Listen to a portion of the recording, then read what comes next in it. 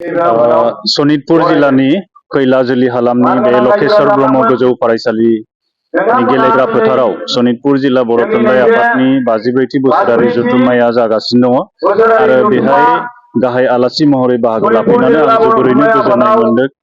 बे सनितपुर जिल्लायावबो बर' बिजों गायसननानै बर' राव थुनलाइ सिबिबोनाया गोबावसै, नाथाय दुखुनि बाथ्रा दासिमबो गोजौ फरायसालिफोरा सरकारि जायाखै, प्रभिन्सियेलाइज जायाखै। बर'फोरनि गेजेराव मोनथाम जोंहा सरकारजों सुक्ति जानानै थांबाय। गिबियाव BAC, बेनि उनाव BTC आरो बावैसो BTR एकर्ड जानानै थांबाय। अब्लाबो दासिमबो बे ओनसोलनि गोबां फरायसालिफोरा, बर' बिजोंनि फरायसालिफोरा सरकारि जायाखै, फोरोंगिरिफ्रा सरकारि दान बान्था मोननो हायाखै। बे जोंनि जोबोद दुखुनि बाथ्रा। नाथाय अब्लाबो थांनाय 50 बोसोर बे हालामाव बर' बिजों गायसननानै बर' बिजोंजोंनो बेनि फरायसा फरायसालिफोरखौ गोजौ सोलोंथाइ होनो हानाया साहित्य एकाडेमि बान्था मोनगिरि थुनलाइगिरि बे जायगानिफ्राय सोरजिनो हादों, बुजिनो हादों। आरो बेजों लोगोसे जोंनि बर'नि जेसेबां माहारियारि आफादफोर दङ बेनि गोख्रों मावथिफोर बे जायगानिफ्राय ओंखारदों। नाथाय अब्लाबो बे जायगानि सोलोंथाइ बिथिङाव जों उन गोग्लैसोनानै थानाया जोबोरैनो दुखुनि बाथ्रा। जों आसा खालामदों उन समाव जोंनि माने रायजो राजानि हास्थायनाय बायदि सरकारा जोंनि जेंनाफोरखौ सुफुंनानै होनो हासिगोन। ट्राइबेल माहारिनि गेजेराव मोनफा जि जेंना सोमजिदोंमोन, दा बेवहायनो चाइनिज गभर्नमेन्ट ट्राइबेल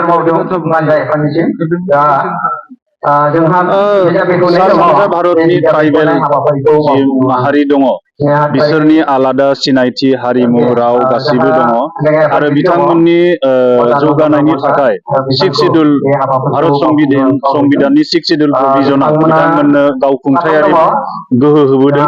नाथाय अब्लाबो बेहाय गुबुन हारिनि मानसिफोरनि जि बेहाय थाफैनाय गाग्लोबनायखौनो जों बुंनांगोन।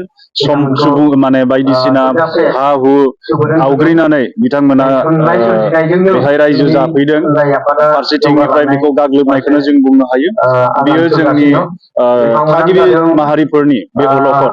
दिनै कार्बि आंलंआव बे जादों, गाबोन दिमा हासाव जानो हागौ, जोंनि बड'लेण्डआवबो जानो हागौ।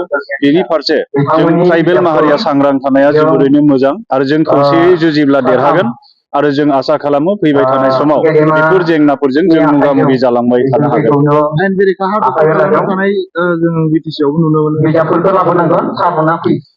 बेखौ आयेननि दहायजों आयेना जिखौ पारमिट खालामो बे रोखोमै राहा लानायखौ जों लुबैयो।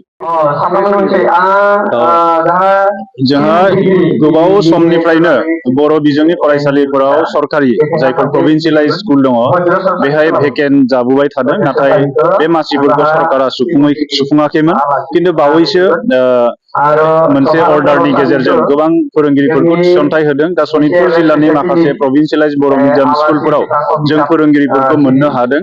दा जोङो सिंगिलिमारि गोजौ फरायसालिखौ आप टु हायार सेकेन्डारिसिम जों फोरोंनो हानायनि खाबुखौ मोनसिगोन। शहीद मनिराम एकाडेमि गोजौ फरायसालिखौ 11-12 सिम जोङो फोरोंनायनि राहाखौ खालामनो हासिगोन। जोंहा दाबो गोबां फोरोंगिरि मोनबावनांगौनि गोनांथि दङ। जोङो उन समाव आरो सावरायनायनि गेजेरजों नैथि खेबनि जि एपइन्टमेन्ट जासिगोन बेयाव जोङो बे लांदां मासिफोरखौ सुफुंजोबनो हागोन होननानै जों मिजिंथियो। बर' रावखौ इन्टारनेटआव सोनायनि प्रसेसा माबायदि? बे बर' रावखौ इन्टारनेटआव सोनाया बे बर' रावखौ मोनसे टेक्निकेल लेंगुवेज खालामनायनि खामानिया बे दाबो अफिसियेल प्रसेसआवनो सोलिबाय थादों। बे आबुं महर मोनाखै। जों आसा खालामदों उन समाव बेयो मोनगोन। दा मा होनना बुंगोन बेखौ जे बर' रावा बावैसो भारतनि संबिजितखौ बर' रावजों जों मोननो हाबाय। बे गभर्नमेन्ट अफ इन्डियानि मोनसे जोबोद बाख्नायथाव इनिसियेटिभ जादों बे। आरो भारत सरकारा जुदि बेबायदि आरोबाव गोदान पलिसि लायोब्ला अब्ला जों थाबैनो जों बर' लेंगुवेजखौ मोनसे आबुङै टेक्निकेल लेंगुवेज महरै जों गायसननो हागोन। बर' थुनलाइ आफादनि बोसोरारि जथुम्मायाव बेखौ मिरु जथुमनि थान्दै मेलावसो बुंनो हागोन। दा आं बेखौ बुंनो हागोन।